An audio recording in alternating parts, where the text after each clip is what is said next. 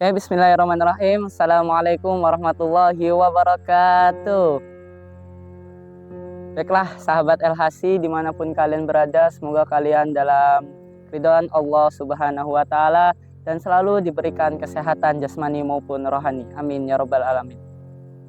Baiklah, perkenalkan, nama saya Egy Barul Amik. Saya alamat saya di Bojonegara. Saya bersekolah di Pondok Pesantren Modern Al Hasyimiyah. Saya kelas 10. Ya, mungkin segitu saja perkenalannya. Baiklah, pada kesempatan kali ini dan pada momentum kali ini saya akan menceritakan masa kecil, masa-masa sekolah SD, sekolah TK saya. Yang dimana saya dulu benar-benar orangnya takutan, yang gak bisa jauh sama orang tua, nangisan, ya alias cengeng sih, bisa dibilang cengeng juga, karena dulu saya emang bener-bener cengeng. Ya, jadi dulu itu saya bener-bener gak bisa jauh sama orang tua. Jadi mau saya ke sekolah, saya bareng orang tua, saya ke mana juga bareng orang tua, karena emang gak boleh keluar jauh-jauh juga, dan masih benar-benar dipantau sama orang tua. Jadi pada saat saya sekolah ibtidaiyah, saya itu masuk ibtidaiyah itu beda setahun sama sekolah SD. Jadi pada saat saya kelas 1 SD, saya itu nggak sekolah ibtidaiyah. Tapi pada saat saya naik ke kelas 2 SD, saya pun disekolahkan di sekolah ibtidaiyah. Yang dimana sekolahnya itu memang berjarak lumayan jauh dari rumah. Harus menggunakan transportasi motor atau angkot. Ya, itu. Awalnya saya ingin disekolahkan beda setahun dari sekolah SD, yaitu sekolah ibtidaiyahnya kelas 1 dan sekolah SD-nya kelas 2. Namun itu gak jadi, karena saya nggak mau. Jadi ujung-ujungnya saya lompat kelas, langsung naik ke kelas 2 ibtidaiyah. Walaupun pelajarannya saya nggak mengerti, tapi sekolah saja. Jadi karena saya itu tipikal orangnya susah beradaptasi dengan orang baru ataupun orang jauh, yang dimana orang itu gak deket-deket banget sama saya. Jadi pada saat waktu sekolah ibtidaiyah, karena memang dulu itu sekolah ibtidaiyah bareng kakak saya yang sekarang udah meninggal. Jadi itu masih sempat hanya sekedar dianterin sama orang tua. Jadi dianterin sama orang tua, lalu nanti ketika udah pulang baru dijemput. Tetapi terkadang ketika orang tua ada urusan atau ada kepentingan yang lain yang dimana tidak bisa menjemput kami di sekolah, jadi kami terkadang pulang menggunakan angkot. Nah, kemudian saya itu di sekolah ibtidaiyah itu benar-benar pendiam orangnya. Nggak, susah untuk berkomunikasi dengan teman-teman sebaya saya. Karena memang saya ya tipikal orangnya susah untuk beradaptasi. Saya itu di sekolah ibtidaiyah diem aja. Bahkan saya masih nangis-nangisan pada saat sekolah ibtidaiyah. Ya mungkin itu dianggap tidak wajar lah, karena memang sekolah ibtidaiyah itu sudah termasuknya udah lumayan sedikit besar, dewasa. Cuma karena saya orangnya memang benar-benar penakut, cemen, jadi saya masih nangis-nangisan. Walaupun kadang masih ditemenin oleh kakak saya Tetapi tetap saja saya nggak mau jauh dari orang tua saya. Sampai akhirnya ketika kakak saya sudah mulai lulus dari sekolah ibtidaiyah, saya pun sendiri di sekolah ibtidaiyah tersebut. Tetapi itu tidak membuat saya untuk berani sendiri. Melainkan lebih-lebih saya lebih cengeng. Jadi ketika kakak saya sudah lulus, saya masih dijemput dan ditungguin sampai sekolah selesai. Karena saya benar-benar gak mau jauh sama orang tua saya. Saya itu di sekolah istirahat, yang teman-teman yang lain pada jajan sama teman-temannya.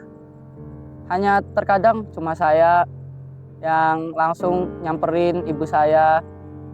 Ya, bahkan sampai sekarang saya juga gak kenal sama teman-teman ibtidaiyah saya.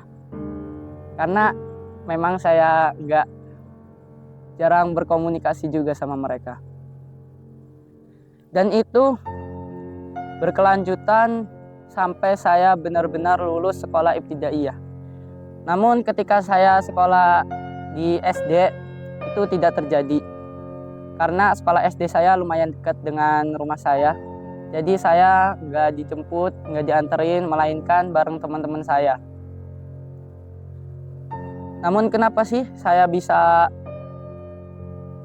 nggak beradaptasi atau susah beradaptasi di sekolah ibtidaiyah? Karena memang sekolah ibtidaiyah saya jauh dan beda-beda, orang-orangnya juga beda dengan yang di sekolah SD. Jadi nggak bisa kita itu untuk lebih mengenal mereka, lebih supaya kita bisa akrab sama mereka itu sangat sulit dalam pribadi saya. Walaupun terkadang teman-teman ibtidah saya juga mengajak saya untuk bermain, mengajak saya untuk berkomunikasi, tetapi ujung-ujungnya saya menolaknya dan lebih memilih untuk bersama ibu saya. Sampai akhirnya ketika saya lulus dari sekolah SD dan sekolah ibtidaiyah, orang tua saya pun berbicara kepada saya, "Gi, kamu habis lulus ibtidaiyah, habis lulus SD, mondok aja ya." Seketika saya pun berpikir, saya di sekolah ibtidaiyah aja masih cengeng, apalagi mau dimondokin. Bisa-bisa saya nangis-nangis terus di pondok. Namun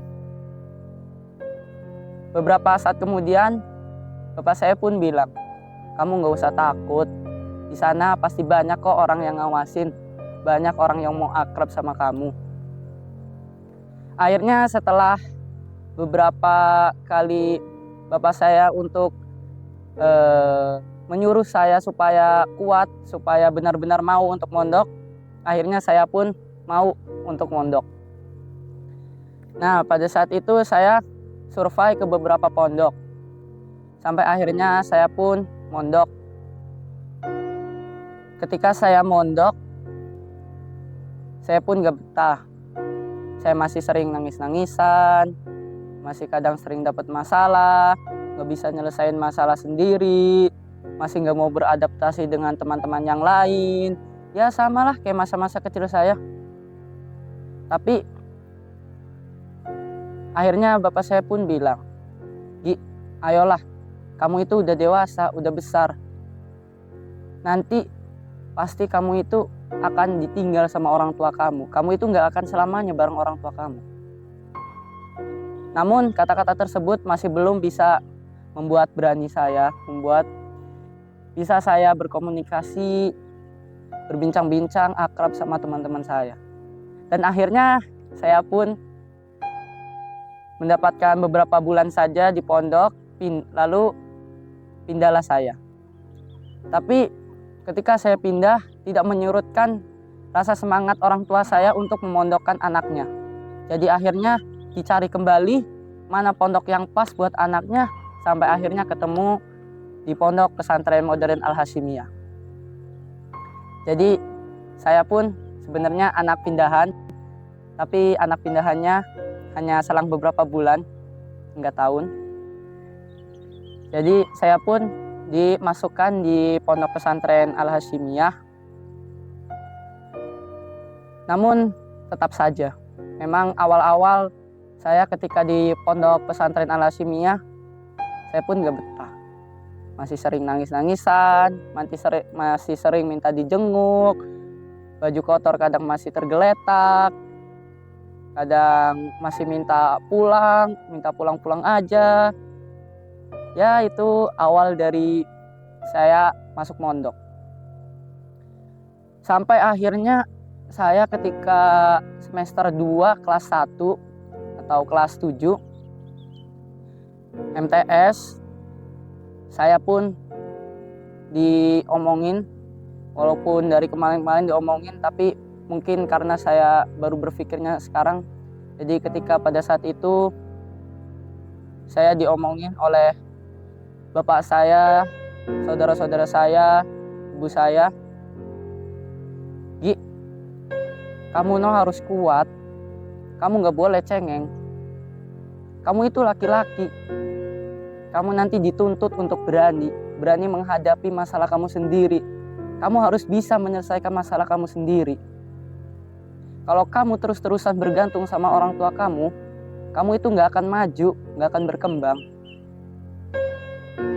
Ketika pada saat itu saya pun berpikir, ya juga ya, kalau saya terus-terusan pulang-pulangan, nangis-nangisan, kapan saya mau berkembang? Oke lah. Nah, mulai dari saat itulah saya pun akhirnya mulai untuk beranikan diri, mulai untuk akrab bareng teman-teman yang lain, mulai berkomunikasi lagi sama teman-teman yang lain, sampai akhirnya saya pun bisa akrab, bisa berkomunikasi, mulai berani, mulai bisa menyelesaikan masalah sendiri tanpa harus benar-benar dibantu dengan yang lain. Walaupun kadang minta bantuan juga, tapi tetap saya nggak mau ngerepotin orang tua saya pada saat itu. Sampai sekarang kata-kata itu masih saya ingat di benak saya. Walaupun pada saat saya kelas 3, teman-teman saya banyak yang pindah, banyak yang tidak meneruskan sekolahnya sampai tamat di Al-Hasyimiyah. Namun itu tidak menyurutkan semangat juang saya untuk terus ingin belajar di Al-Hasyimiyah. Jadi akhirnya saya pun terus sampai sekarang. Jadi sekarang saya sudah mulai berani speak up di depan orang banyak, sudah mulai berani berbicara dengan orang-orang yang lebih tua atau yang lebih muda atau teman-teman sebaya, berani menyampaikan argumen, berani berdiskusi, berani memimpin. Alhamdulillah itu semua ada rintangan-rintangannya. Walaupun memang dulu saya terkenalnya itu dengan kecengengannya, tapi sekarang saya mulai berubah. Jadi saya sekarang sudah mulai berani menunjukkan jati diri saya, bahwasannya saya itu bisa walau tanpa orang tua saya. Saya bisa bergerak di kaki sendiri, yaitu mandiri. Jadi sahabat El-Hasyi, dimanapun kalian berada, kalian itu mungkin masa kecil kalian ada yang cengeng atau sampai sekarang masih cengeng. Ayolah kalian coba untuk hadapin apa yang kalian cengengin. Coba untuk dihadapin, coba kalian lawan apa rasa takut kalian, apa rasa benar-benar yang kalian takutin lah. Kalian coba untuk lawan, kalian coba untuk lewatin dengan diri kalian sendiri. Insya Allah nanti kalian akan beradaptasi, kalian akan bisa menghadapinya sendiri. Karena itu ada pada jati diri kalian sendiri. Dan yang terpenting adalah yang pertama, dukungan, support, dan doa orang tualah yang terbaik untuk kalian. Jadi omongan-omongan orang tua, nasihat-nasihat orang tua itu jangan pernah dilupakan. karena itu pasti akan berguna, walaupun entah kapan itu pasti akan berguna. Jangan lupa support, doa, dan dukungan orang tua lah yang paling hebat.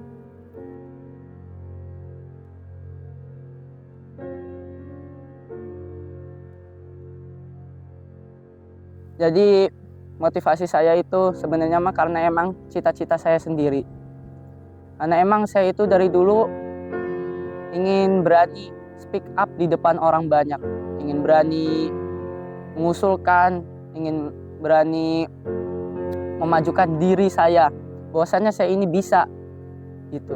Jadi memang motivasi awal saya ya karena emang cita-cita saya yang emang benar-benar pengen berani buat speak up di depan orang banyak. Dan motivasi terutama juga dari orang tua, yang dimana orang tua juga benar-benar nyuruh saya buat jangan cengeng dan berani untuk menghadapi apa yang kamu takuti.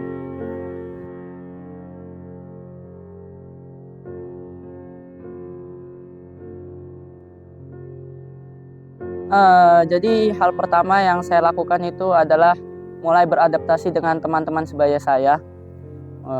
Pertama saya beradaptasi dengan teman sekamar saya. Saya mulai nimbrung-nimbrung bareng mereka. Ketika mereka sedang ngobrol, saya nimbrung. Walaupun kadang gak diajak juga, tapi tetap saya tidak menyurutkan rasa semangat saya untuk beradaptasi, berkomunikasi bareng teman-teman saya. Jadi hal pertama adalah ya beradaptasi dengan teman-teman saya.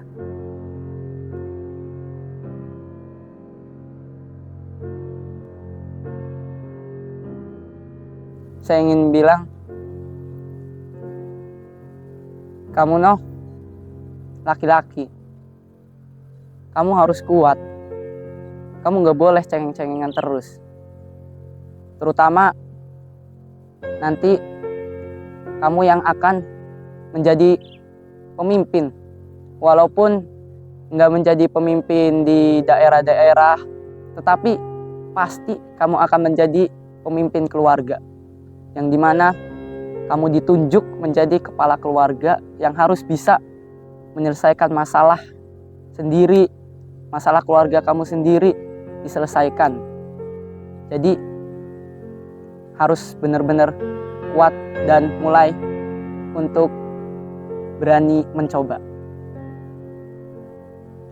Oke, mungkin itu saja cerita saya. Semoga teman-teman sahabat LHC yang di rumah, ketika kalian masih ada yang cengeng atau apa, ingat, berani mencoba. Oke, terima kasih. Assalamualaikum warahmatullahi wabarakatuh.